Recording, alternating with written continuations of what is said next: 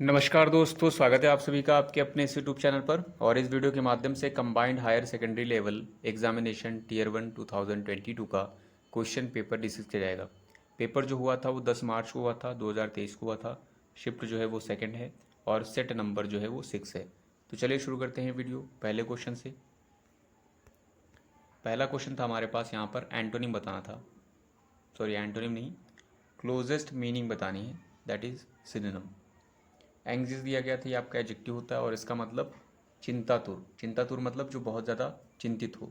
इसके लिए आप टेंस्ड वर्ड यूज़ कर सकते हैं, ठीक है। टेंस है आपका, ठीक है, वरीड है आपका, और इसके अलावा कंसर्न भी होता है। तो इसके लिए जो सिनोनिम में दिए गए थे ऑप्शन, वो कलेक्टेड था, फ्लॉलेस था, एप्रीहेंसिव था और एक्सेप्ट था। आप एलिमिनेट भी कर सकते थे इसका आंसर निकालने के लिए। कलेक्टेड का मतलब गैदर होता है, मतलब इकट्ठा करना, और फ्लॉलेस का मतलब त्रुटि विहीन, जिसके लिए आप फ्लॉलेस तो है ही है, इसके अलावा एररलेस कह सकते हैं, फॉल्टलेस कह सकते हैं। और जो एक और वर्ड होता है इम्पेकेबल, ये आपका थर्ड में दिया गया एप्रीहेंसिव, इसका मतलब शंका युक्त होता है, मतलब चिंता में व्यक्त। तो यहाँ पर आपका ये वाला और ये वाला मैच कर जाएगा जब आप इसको एलिमिनेट कर सकते थे। और नीचे वाले को एक्सेप्ट का मतलब स्वीकार करना होता है, जो कि आपका मैच नहीं कर रहा है, तो वैसे भी आप एलिमिनेट करके आंसर टिक कर सकते थे। रीअरेंज करना था, ठीक है, ऑर्डर यहाँ पर लगाना था। स्टार्टिंग दिया गया था if a product placement, P में था we are either less likely to notice the placement, Q था our attention is fixated on which what will happen next, R में था और more likely to be annoyed by it if we do not notice it, और था appears at the climax the moment when. अब देखिए कुछ चीज़ें हैं, जैसे आपका नीदर के साथ आपका क्या होता है, पेयर चलता है, नीदर के साथ आपका नॉर चलता है, वैसे ही ईदर के साथ आपका क्या चलता है, और चलता है। तो ये आपको पेयर से काम चलाना है। जैसे यहाँ पर अगर जो आपने ध्यान से देखा तो पी में था we are either less likely to notice the placement, और इसका मतलब इसके साथ आपका क्या आएगा, और वाला आएगा।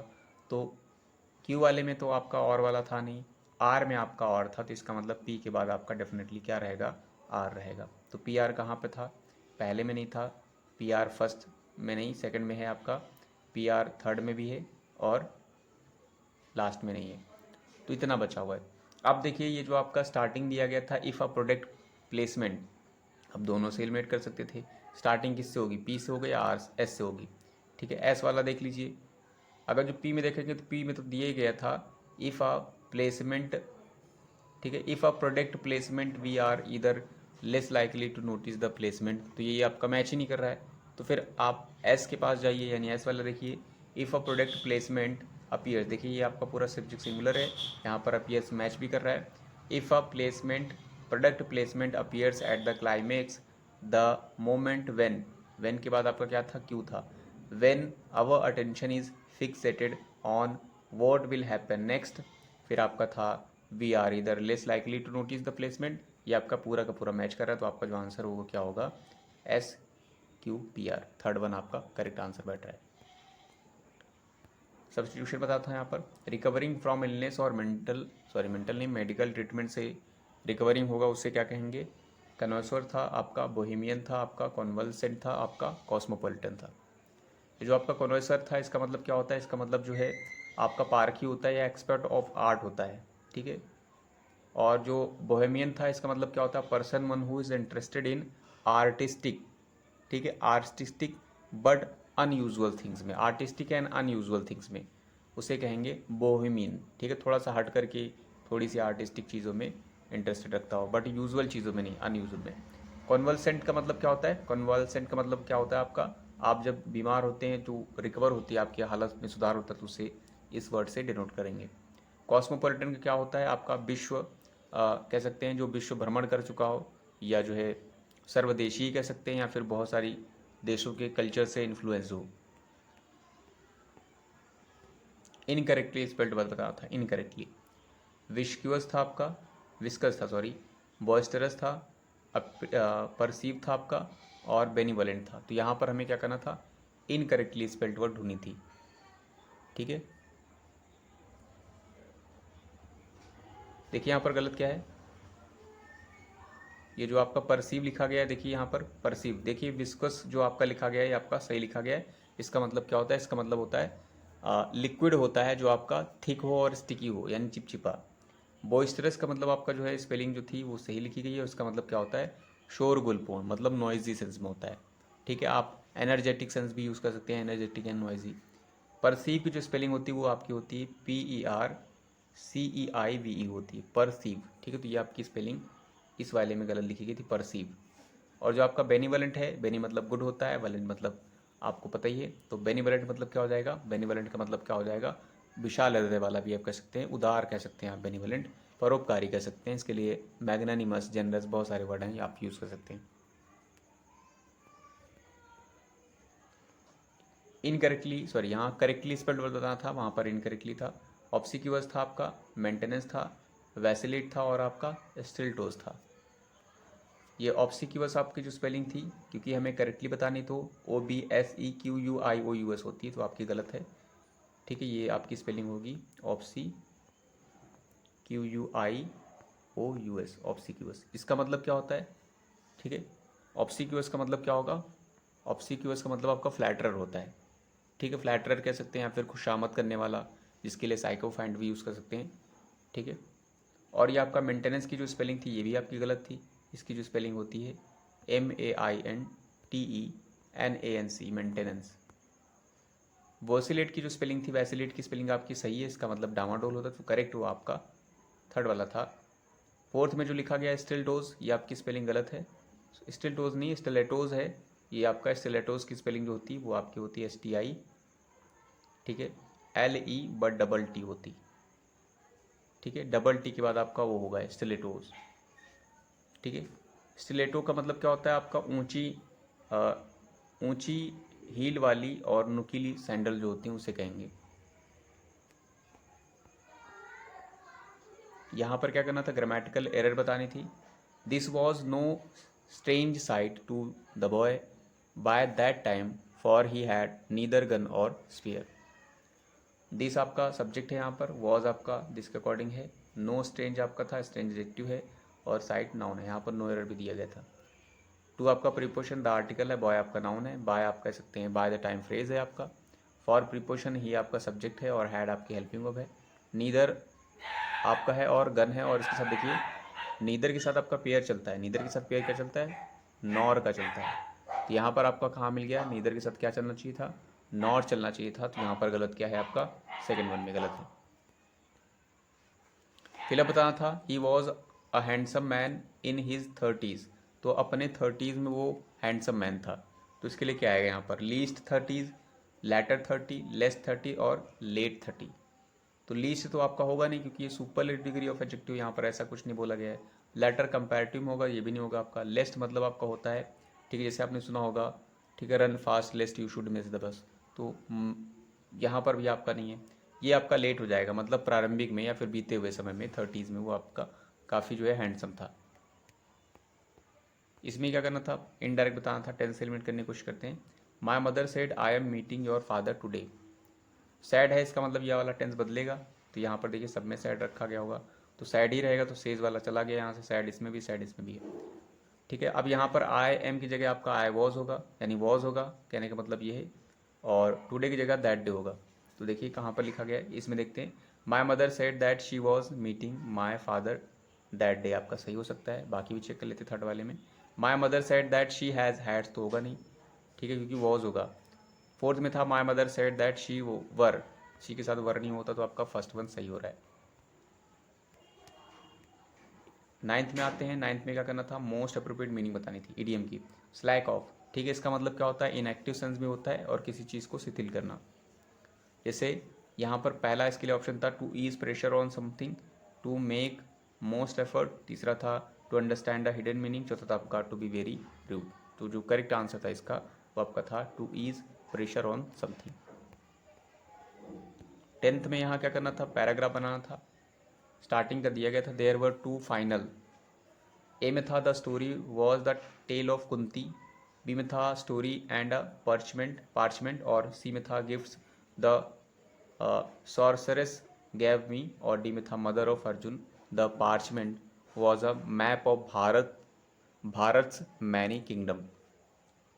अब अगर जो आपने देखा है तो ये तो आपने यहाँ से देखा है जो आपका ए है यानी टेल ऑफ कुंती। कुंती कौन थी? तो मदर ऑफ अर्जुन। ये आपका ए और डी मैच कर रहा है, यानी ए के बाद आपका डी आएगा, जो कि आपका पहले में था, सेकंड में नहीं था, थर्ड में नहीं था, आपका चौथे में था। दो ऑप्शन में से दो मिल गए हैं। अब स्टार्टिंग वाला आपका दिया गया था there were two final. Two final के साथ क्या स्टार्ट हो सकता है? क्या आपका सी स्टार्ट हो सकता है? Two final gives the sorcerers give me. फिर आपका क्या था? सी के बाद बी। आ स्टोरी है ना, हाँ ये आपका मैच कर रहा है। ठीक है, आप चाहे थर्ड वाला भी चेक, लास्ट वाला भी चेक कर सकते हैं, यानी ए स्टार्ट हो रहा है।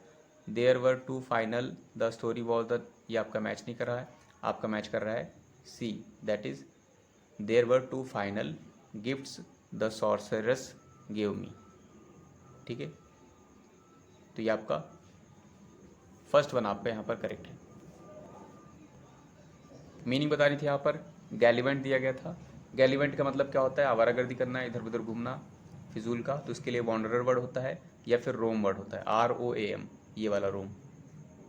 ठीक है, तो यहाँ पर इसके लिए था गॉल था, दूसरा था मिएंडर था, तीसरा ग्रेव था, चौथा आपका ब्रेव था। ये जो आपका गॉल है इसका मतलब आपका ब्रेजन से होता है। ब्रेजन का मतलब निर्लज टाइप का। ठीक है, बोल्ड भी कह सकते हैं आप। मिएंडर जो दिया गया इसके दो मतलब होते हैं, एक नदी का द्वारा इस तरीके की आकृति बनाना, और दूसरा जो है पर्सन अगर जो क्या करेगा इधर उधर बेमतलब फिजूल घूमेगा तो उसे कहेंगे मिएंडर। ठीक है, तो ये आपका करेक्ट था यहाँ पर। ग्रेव का मतलब गंभीर होता है और आपका ब्रेव का मतलब बहादुर होता है, गैलेंट होता है, करेजियस होता है। एंटोनी बताना था मीनिंग, फिंड था। फिंड का मतलब आपका क्या होता है? क्रूल पर्सन, दुष्ट। ठीक है, दुष्ट के लिए आप राक्षस भी यूज़ कर सकते हैं। तो इसके लिए था आपका एट्रोसियस था पहला मीनिंग में, एंटोनिम में, दूसरा था सैंड था, तीसरा आपका जंकी था, चौथा आपका वाइल था। एट्रोसियस का आपका मतलब खूंखार होता है, फियर्स होता है, आपका क्रूल होता है। ठीक है, ये आपका लगभग इससे तो मैच नहीं करेगा अपोजिट में। सेंट आपका मतलब अच्छा पर्सन है, यहाँ पर जो है राक्षस टाइप का है, तो ये आपका अपोजिट बन जाएगा। जंकी का मतलब पर्सन होता है who can not stop taking illegal drug. While का मतलब आपका क्या होता है? नीच होता है, जिसके लिए आप डिस्पिकेबल और डिसऑनरेबल वर्ड यूज़ कर सकते हैं। रिप्लेस करना था यहाँ पर, hardly had the news leak out that my telephone started ringing. अब आपको पता है जब आपका हार्डली से स्टार्ट होता है, हार्डली हो या आपका या स्कार्सली हो यहाँ पर, तो इनके साथ पेयर चलता है, वो क्या चलता है? वेन। इसके बाद यहाँ पर जो आपका हेल्पिंग वर्ब पहले आती है, इन्वर्जन केस भी चलता है। यहाँ पर आपका सब्जेक्ट रहेगा, सब्जेक्ट से पहले हेल्पिंग वर्ब आएगी, जैसा कि यहाँ पे दिया गया था हार्डली, देखिए हेल्पिंग वर्ब पहले आई। उसके बाद हैड के बाद जब होती है तो यहाँ पर थर्ड फॉर्म होनी चाहिए थी, जो कि नहीं लिखी गई, तो ये आपका गलत है। दूसरी चीज़ यहाँ पर दैट भी सही नहीं था। ठीक है, तो इसका मतलब ये लिया गया गलत है। पहला ऑप्शन था इसके लिए नो सुनर, तो नो सुनर भी देख लीजिए क्या क्या होता है। नो सुनर जब भी आएगा तो उसके साथ क्या रहेगा? पेयर चलेगा आपका दैन का, और इसके साथ भी इन्वर्जन चलता है, मतलब पहला हेल्पिंग वर्ब आएगी, उसके बाद आपका सब्जेक्ट आएगा। ठीक है, तो देखते हैं। No sooner had the news leaked out than, देखिए नो सुनर के साथ आपका दैन चलता है। ठीक है, क्या इन्वर्जन केस चला है? हैड रखा गया है, हैड के बाद थर्ड फॉर्म आती है, थर्ड फॉर्म लिखी गई, तो ये आपका सही है। बाकी ऑप्शन देख सकते हैं कि आप बाकी सही हैं कि गलत हैं। नो सुनर हैड रखा गया था, ठीक है। The news leaked out that यहाँ रखा गया, जो कि मैच नहीं कर रहा है।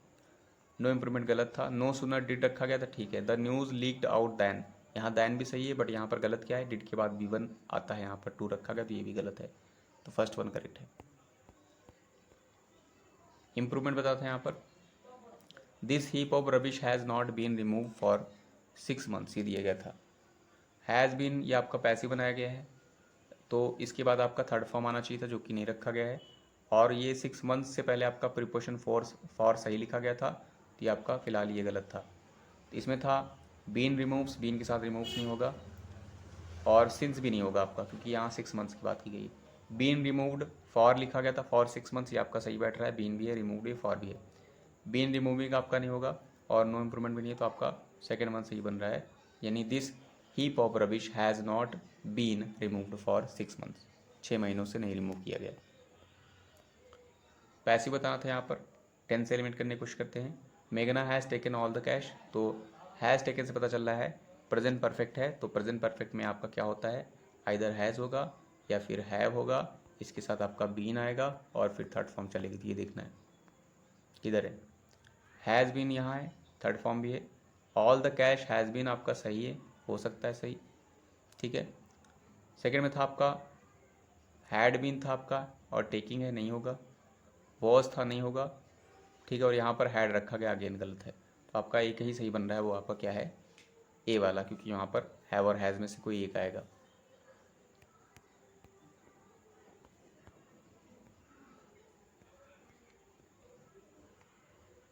यहाँ पर क्या करना था, यहाँ पर इडियम का मतलब बताना था, पिग इन अ पोक, ठीक है।